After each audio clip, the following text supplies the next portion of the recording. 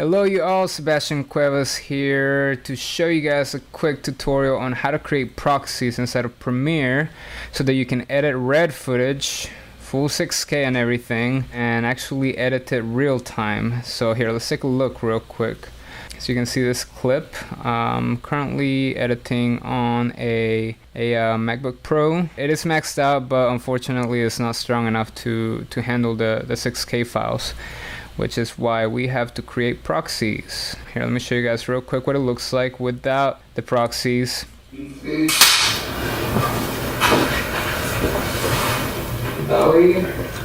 Alright, obviously it's not even moving, so needless to say we need some proxies.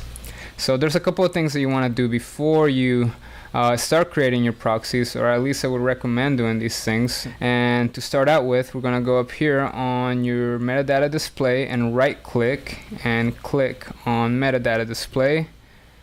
Once you're in here, you're going to, on the search bar, type in proxy, select the checkbox and hit OK. And that's going to pop this thing out all the way at the end. I like bringing it to the front, that way I know which proxies are attached and which ones are not. Currently saying that it's attached, but it's actually just referencing the red file. The next thing we're gonna do is we're gonna come up here to your preferences and go down to media and then click enable proxies. Done. That's all you have to do to set up your Premiere. Once you do that, then we're gonna right click. Let's do these two. We're gonna select both of them and we're gonna right click, and then we're gonna click on proxy. Then we're going to click on create proxies. Once you do that, you're going to get this little checkbox, and you can either put it right next to the original red file, or do as I prefer to do, is choose my own destination. And I'll tell you guys a reason why I like doing it this way. I'm sure a lot of you guys do the same. I go from different computers at the office, my laptop, and then my home desktop, and it's just a pain, you know, go through folder after folder after folder, trying to reconnect all the missing proxies. So I found it to be a lot easier if in my footage folder I just create a folder and call it proxies. And then depending on what kind of proxies I'm creating, so I created a folder just for those, and then I'm literally just dumping all of them in there. It just makes it so much easier to relink and reattach the proxies to the red files. So we're gonna select this folder, and then we're gonna hit OK. You can leave these settings, for the most part they're pretty solid, so we're gonna hit OK. Once you do that, you're gonna get this status bar, and after a little while it's gonna open up your media encoder. And I actually already had my media encoder running, so I'm gonna drag it to this screen so you guys can see. As the clips start loading into encoder, the encoder will automatically start working on these proxies for you. So if you happen to forget to hit play before going off, yeah, you won't have to worry about that. So we're just gonna let it do its thing for a little while, and then we're gonna come back. Well, you know what? Actually, here, let's do this. I do want to show you guys the difference.